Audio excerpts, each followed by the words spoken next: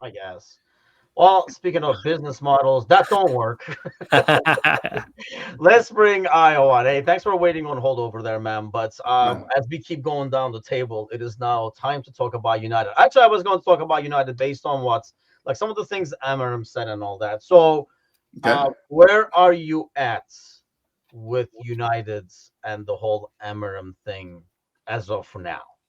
I mean, Especially when he says this is the worst United team of all time. I know he's trying to like just brush off all the pressure and stuff like that, but is it the worst United team of all time?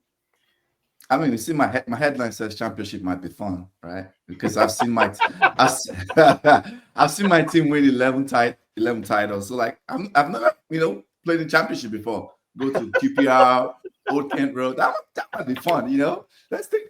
I'm being honest right now. It might be fun. Something I've never done before. We get the championship with a lot of coverage. All the media will watch all our games. Like that just might be fun. I've never seen that. Okay, that's me just joking. I'm just kidding around. I think Well, you never know, but okay. no, that's never happened. I think I think Amorim is doing a couple of things, right? I think, and I always say this every time with managers, whatever managers say in press conferences, take it with a pinch of salt. Every time, what they are saying, there's always something on the line that they're actually trying to do. So I suspect, we can only speculate. I'm not a mind reader. I suspect this is like a trying to pressure the board to buy players. Like it's just so because when you say something that's very alarming and shocking, that's a headline like that, everybody reads it. Ratcliffe reads it. He said he met Ratcliffe, I think, after the Southampton game. They chatted. So like I suspect that was more like whoa pressure, to to the board to buy players. That's what I think when he says that. Is this the worst United team? No. I mean, United, somebody said it, I think, before I joined. They have relegated, I think, 3 or 4 times in the past, like, 70s, early 80s, of course. Is this the worst in history, squad wise? Possibly, I think.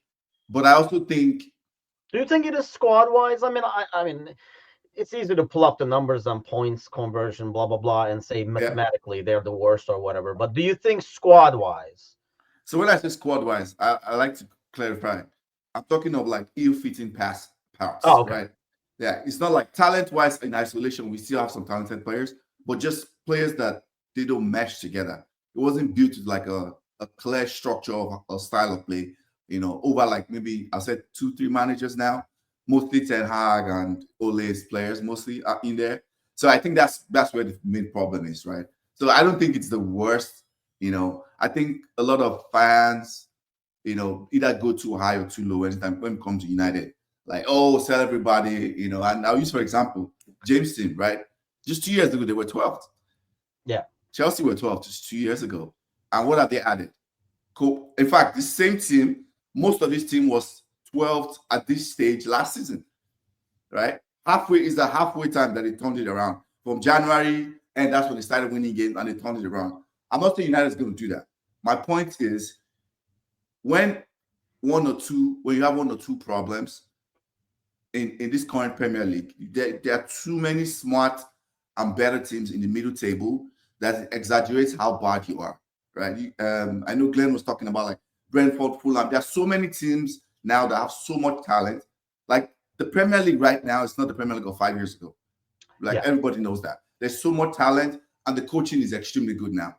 So anytime you have a couple of problems, once the top 16 has a couple of problems here and there, their fall gets exaggerated a lot, in my opinion. Right? United are bad. I'm not saying we are bad, but we're not as bad as everyone is trying to make it look, in my opinion. Right? So um I think it's going to take a long time. It's a long rebuild.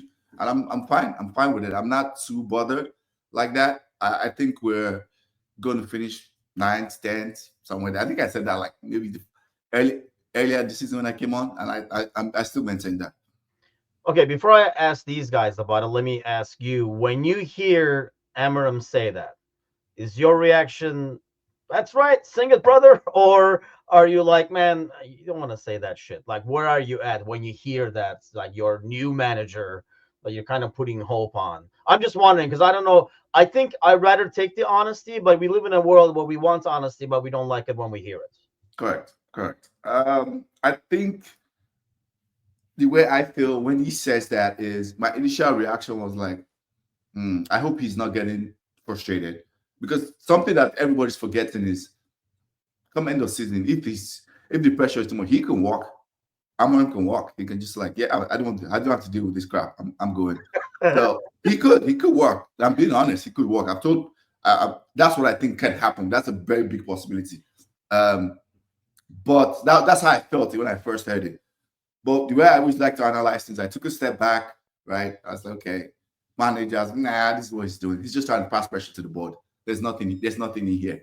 So I just let it. But now, what bothered it more was the report that came out after. I don't know if you guys have heard where they say in the dressing room, like he was smashing TVs and he lost his temper. That bothers me more because that's unusual from what he does. Like when he came, he said he's always like, and just historically, everything I read about him, he's like one of those guys. Even if you see him have a bad time, next day they'll analyze, they'll talk about what happened. That's his style, kind of like a Wenger.